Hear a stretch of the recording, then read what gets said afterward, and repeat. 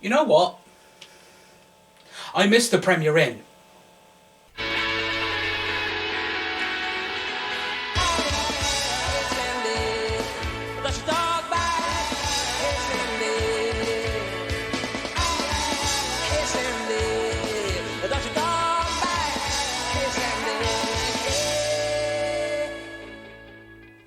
Hello Internet, and welcome to another edition of Furry Fandom Stories. I'm Sandy Brushtail. Okay, models, please make your way to the catwalk. Let's get one thing straight. I know bugger all about the fashion industry. I wear ice hockey jerseys, oversized t-shirts, cargo trousers, and skateboarding shoes. The only colours I tend to wear are black, grey, khaki, and an assortment of blues. So you can imagine that my reaction to this year's ConFuzzled theme came as no surprise. Oh. Also, this year would feel a little strange for me, as most of my regular friends weren't going to be coming in 2025. However, this is the year where ConFuzzled finally broke the 3K barrier. On the Saturday, which is the peak day for the convention, the attendance figure hit 3,124. The theme for this year was Mel's Fashion Week, and also this would be the first ConFuzzled in 8 years where I would be staying on site. But before I talk about the convention itself, let's just have a quick rundown of things I said I'd do differently from last year. The only thing I said I'd do differently from last year was to be more sociable in the group chats if I ever wanted to get that ever-elusive photoshoot slot. And you know what? It worked! By checking the convention announcement Telegram channel regularly, when photo shoot slot booking was announced, I jumped at the chance. Well, it was 4 hours after they were announced, and Saturday was pretty much fully booked, but there were still some spaces left.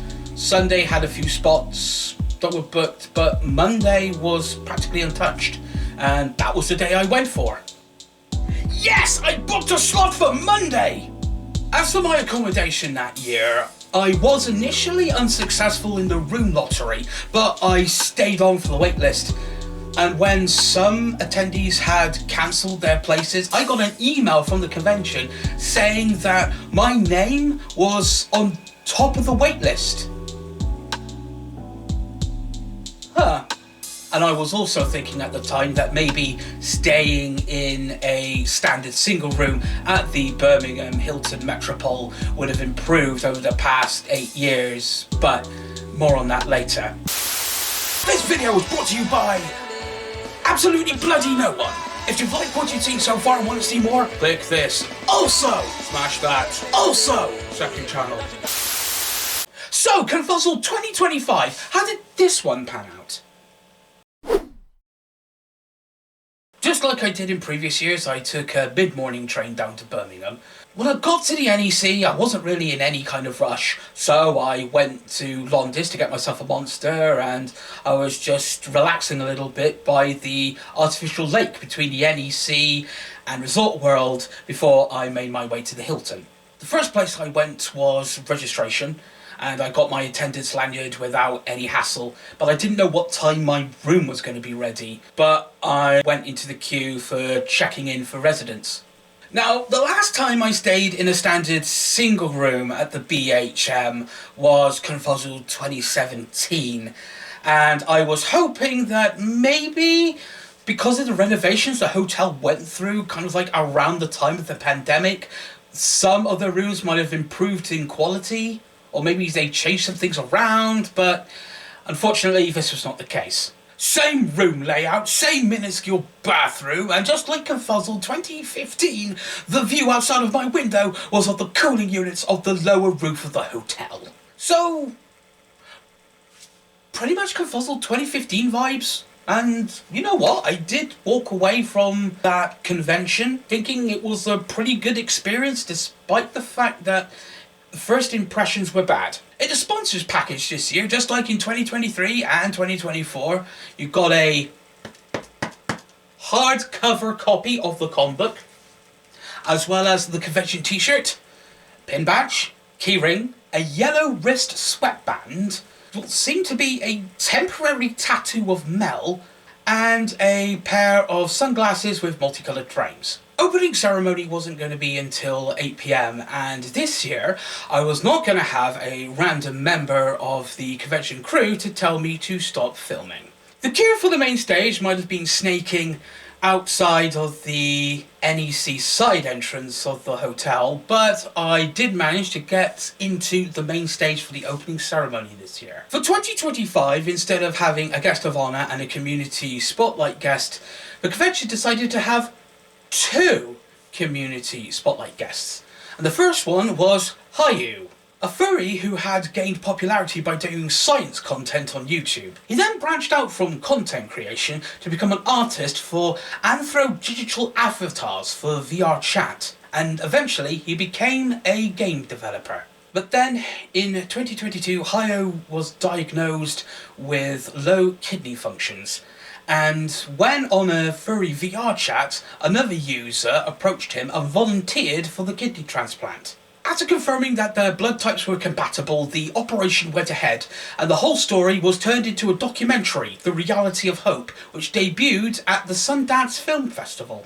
The second spotlight guest was a fur I'm acquainted with, Hexy, aka Sharkmum. She has worked for transgender inclusivity in sports and is a goalie for Manchester Laces, a trans-inclusive amateur women's football team competing in both the UK and Europe. Hexy has also worked for transgender support groups and is currently protesting the English FA after their decision to ban all transgender players from team rosters following the UK Supreme Court's ruling on gender identity. In 2024, Hexy also organised ConFuzzled's first trans and non-binary clothes swap shop event. The charity the convention would be supporting this year was Saints Sled Dog Rescue. We also got an update from the British Wildlife Rescue Centre about how they've fared since last year and how the money we raised was being spent. After the opening ceremony and getting myself a drink from the bar, I did check out the dances that night. However, 20 minutes into Gupper's set,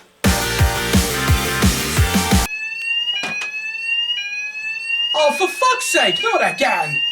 In a repeat of last year, some knobend set off the fire alarm, which meant everybody out. And as we were all waiting outside to be allowed back into the hotel, it started raining. Even though the nightclub had been reopened, I went straight back up to my room and called it a night. The night's vibe ruined once again by fire alarm. Strike one!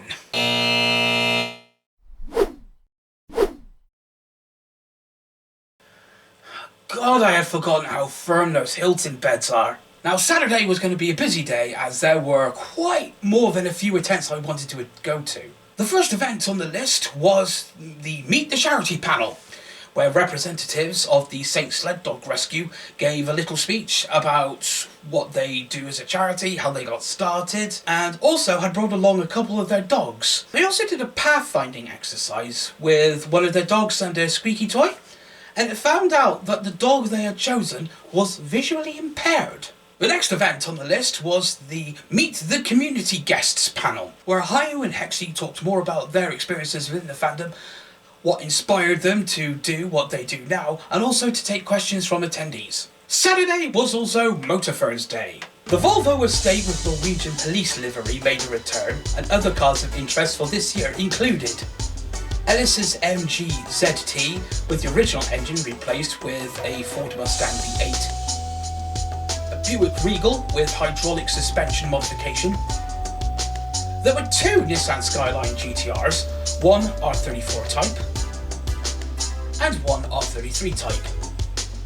There was also a Fiat 124 Spider convertible and a Bentley Turbo R Brooklands edition.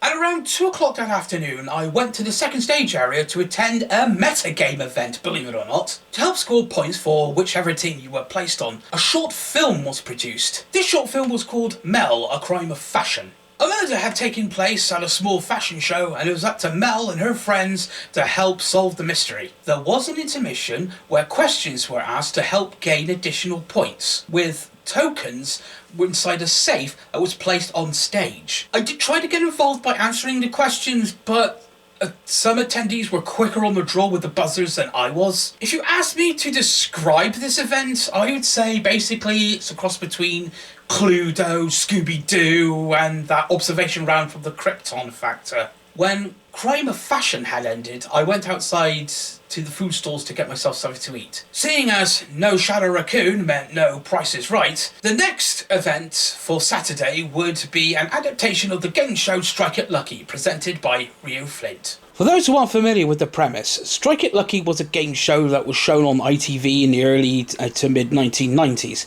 3 pairs of contestants were pitted against each other for cash and prizes. One would stand at a podium and answer questions, and the other would walk a gangway with screens. For the convention version, only one contestant would progress by answering questions.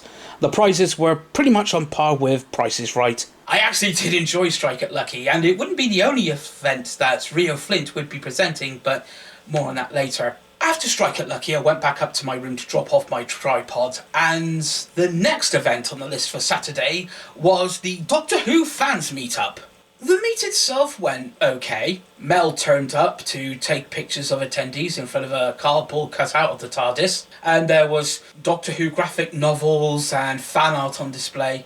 I just wish some of the Whovians that went there were a little bit more talkative. Also, I had to leave the meet early. Nothing to do with how the meet was structured or organised. It was because the room where the Doctor Who meet took place in was so bloody hot. My God, the air conditioning of the BHM sucks. Saturday night would be when the watered down version of Animals would take over the main stage for the night, but didn't fancy going to that. There was karaoke, but the wait for songs was quite ridiculous. It was like 2 hours, and the event was 2.5 hours long, so if you didn't get a song requested in the first half an hour, you were gone.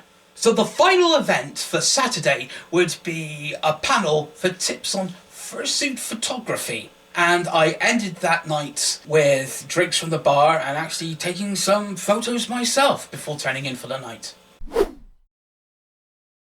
When Sunday rolled around, there wasn't really that much I wanted to do. So after breakfast and after downing a fistful of Imodium, I went on my first lap of the Dealer's Den.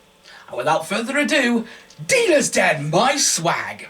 I had bought myself this Subwoofer t-shirt by Sparks Reactor, and I had purchased the Sterling Griff t-shirt I had left behind at ScotiaCon earlier in 2025. The t-shirt's so nice, I bought it twice. I also got a light-up clear plastic con badge from Illumination, a few badges from Revy Ray Arts, and also some flag badges from Hamster Forge. The only big event that would be running through a majority of Sunday was the Fursuit Menagerie / Inflatable Showcase. Yeah, ConFuzzled did what they did last year. They merged the two together into one event. Now, if there's anything I've learned from ScotiaCon is that the Inflatable Showcase is a good spot to get photos of suitors.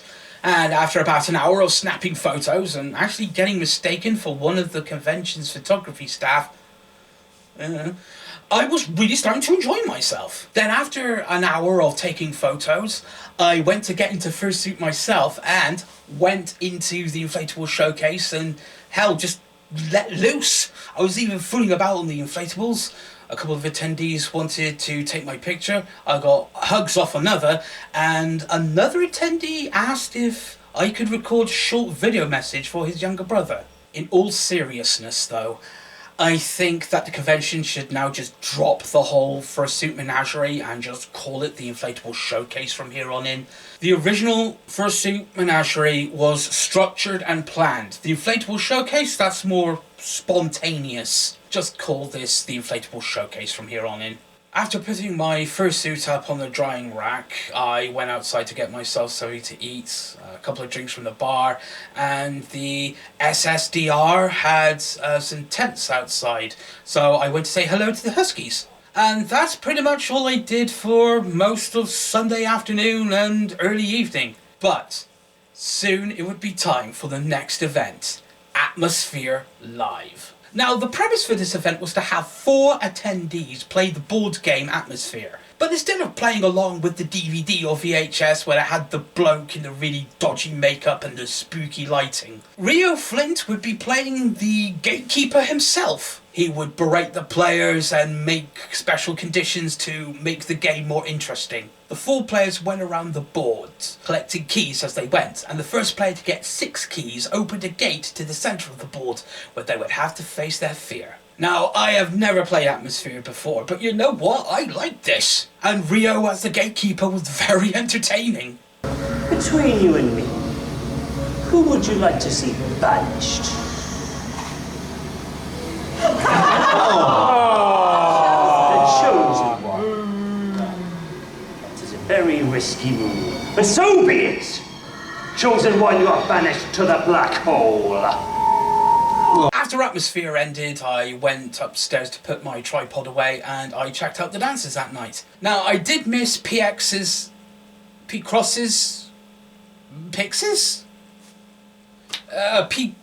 set, and I did stay for the set by DJ Texane, but then I left to get into fursuit for Value Factory. But it was around 1 o'clock in the morning where I decided to just pack up my fursuit and call it a night.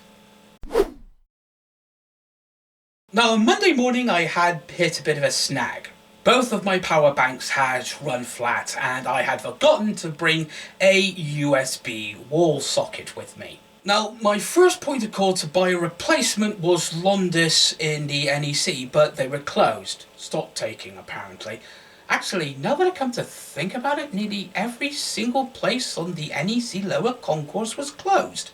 Even the subway was closed. The only other place I could think of that sold anything like that was the W.H. Smith right by the railway station entrance, and after a bit of a mix-up I bought the wrong one.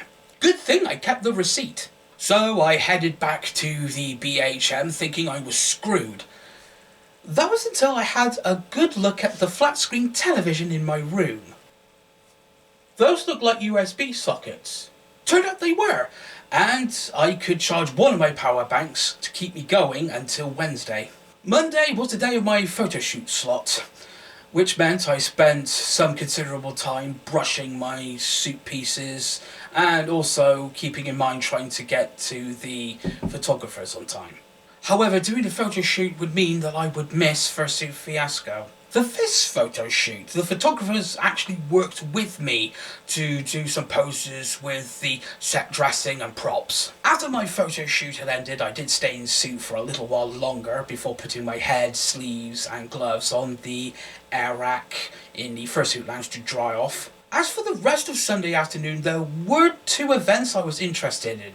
The first was a pin badge swap meet, where I managed to exchange my ScotiaCon pin badge for a little Fox pin badge.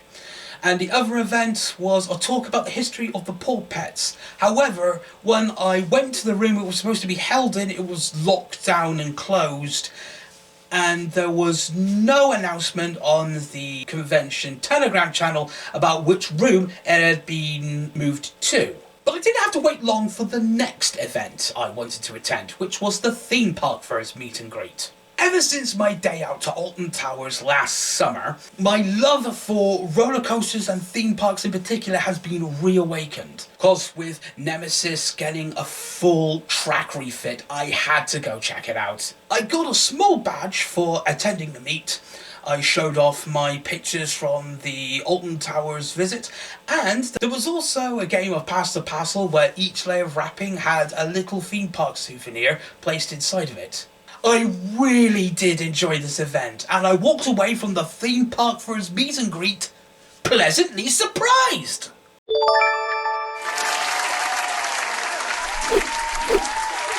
Next event on the list for Monday was the Directors' Night at the Musicals. Just like last year, an assortment of members from the convention crew and the convention staff took to the stage to sing songs from their favourite musicals, operas and TV shows. There were more than a few admirable performances, but Singer of the Night has to go to Rutan, a member of the ConFuzzled photography crew, for his rendition of Bring 'Em Home from Les Miserables.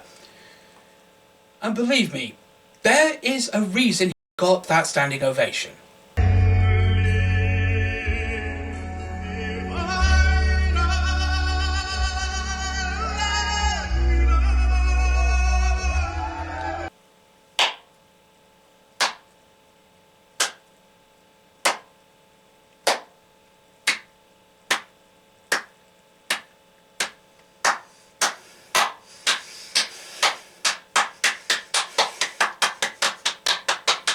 I stayed for a few more songs, but then I went up to my room to prepare myself for the dances that night, because tonight I'll be exchanging my fursuit for my makeup kit. My facial art skills were on display not just for Rock Night, but also for the poodle dance as well. If you ever went to a primary school friend's birthday party in the late 80s or early to mid 90s, poodle dance would basically be playing that kind of music.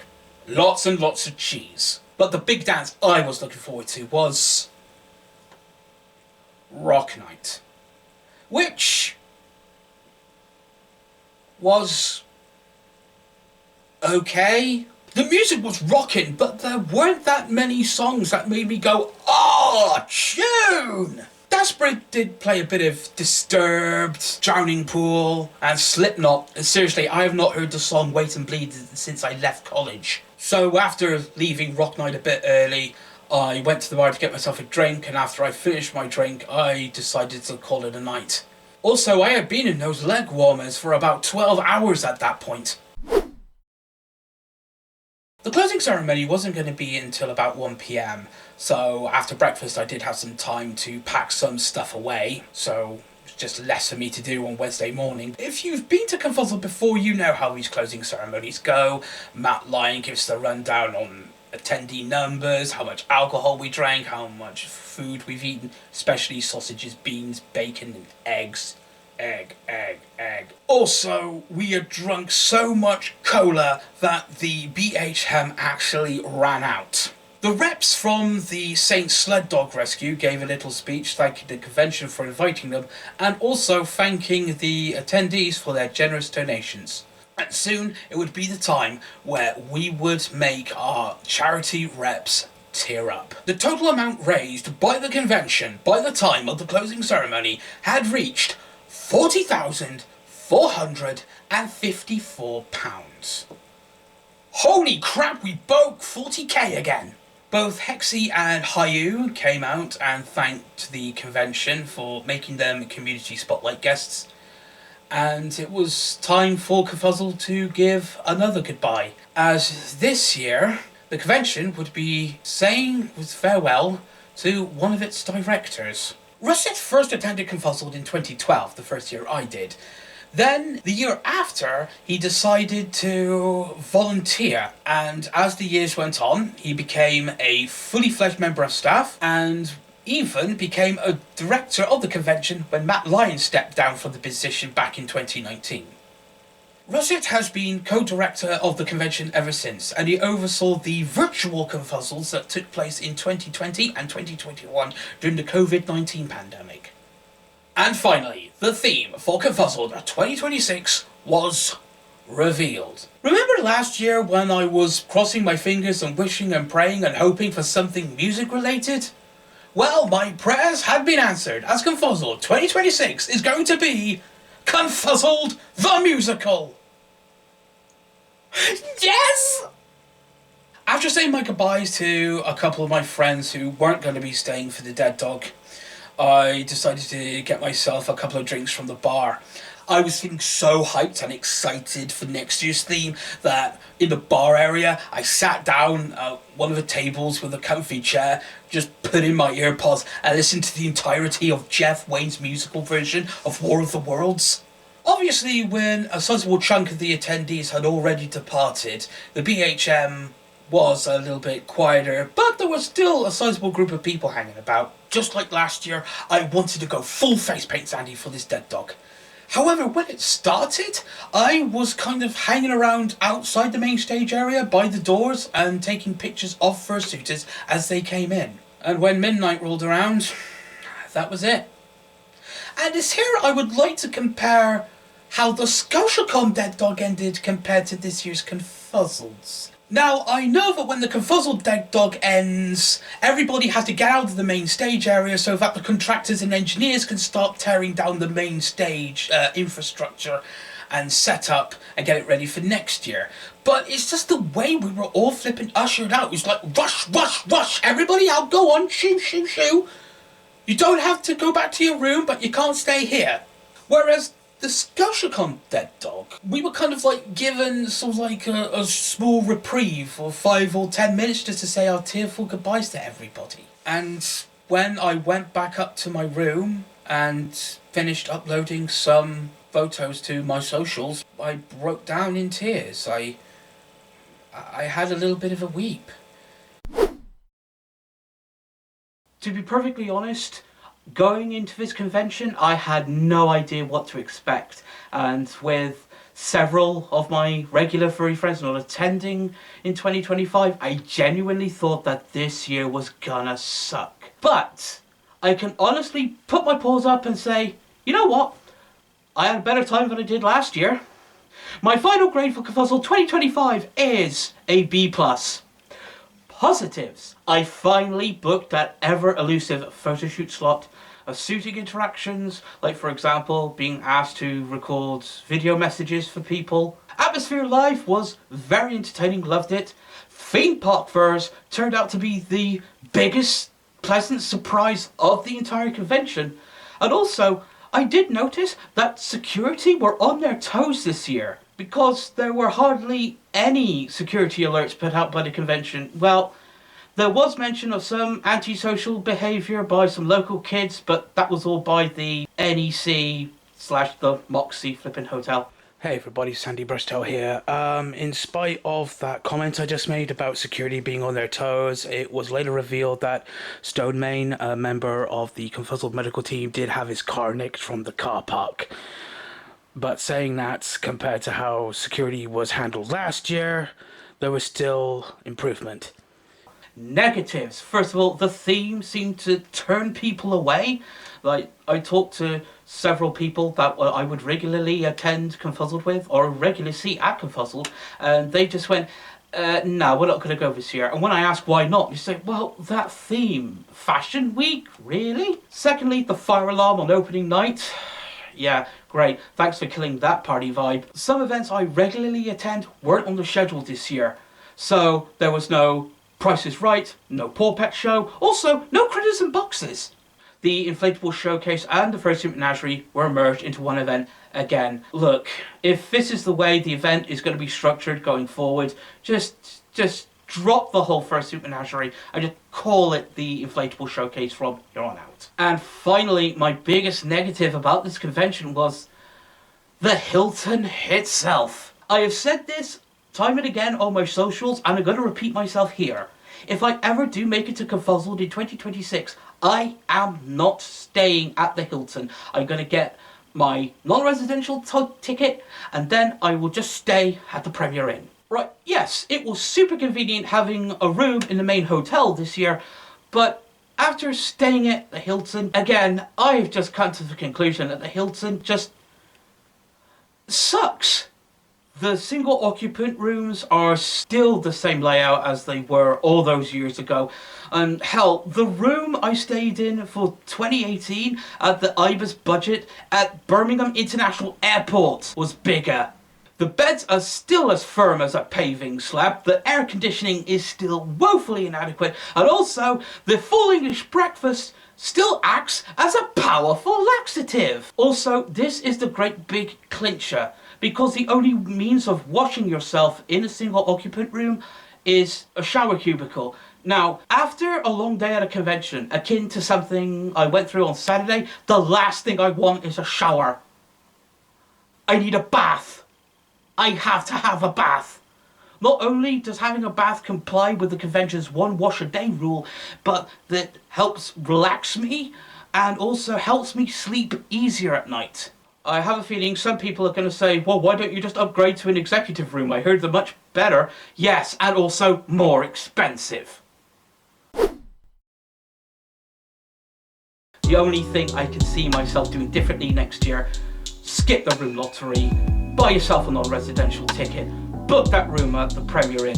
Okay, yes, as I said, it'll be more of a hassle walking to and fro whenever I've forgotten something, but I will be more comfortable and also save myself a little bit of money. The cost of my 5-night stay at the Hilton, along with my residential ticket, I paid over £650. Was all that discomfort really worth it? At least if I'm staying at the Premier Inn, I will save myself a little bit extra money. And before signing off this video, I want to give a couple of shout outs. First of all, I want to give a shout out to Jewel, who I met during the first Supernaturally and Inflatable Showcase. And I hope that your bro enjoyed the little video message that I recorded for him. Shout out goes out to Roscoe Raccoon and the Moaning Cat for being my drinking buddies, like, once again. Shout outs go to all the attendees who just came up and wanted to chat with me, like, be it about hockey, these YouTube videos, or my facial art scheme. I want to give a big shout out to the convention crew, the convention staff, the medical team, the stewards, con ops, everybody who helped put ConFuzzled together, because without your efforts there would be no ConFuzzled. Also, a big shout out goes out to the team and the staff of the Hilton Birmingham Metropole for hosting the convention. And finally, a shout out to all of you awesome furry fuzzbutts for whom there are too many to mention. Come on now, don't let the night be over. Come on now, don't let the night be over. Come on now, don't let the night be over. Oh, come on now, don't let the night be over. After we leave, I hope that I'll see you next year. Oh, after we leave, I hope that I'll see you next year. Yeah, yeah. After we leave, I hope that I'll see you next year.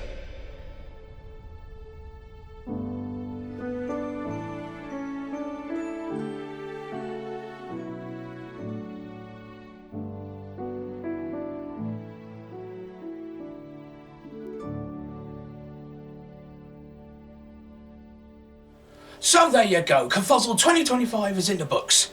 If you were at ConFuzzled 2025, what were your best memories? Was this your best con? If not, why not? Please sound off in the comment section below. And that wraps up another episode of Furry Fandom Stories. Again, if you've liked what you've seen and want to see more, please give this video a thumbs up and smash the subscribe button if you haven't already. And as always, you can follow me on BlueSky at sandybfox.bsky.social, and I'm still on the site formerly known as Twitter at SandyBFox, even though I don't regularly post there anymore. And I will hopefully be seeing you at Bolson 2025 at the Bowden Hall Hotel in Gloucester, October 3rd to October 6th. I'm Sandy Burstell, and I'll see you in the next one for another Furry Fandom story. But until then, take care. What? Is there something wrong with my face?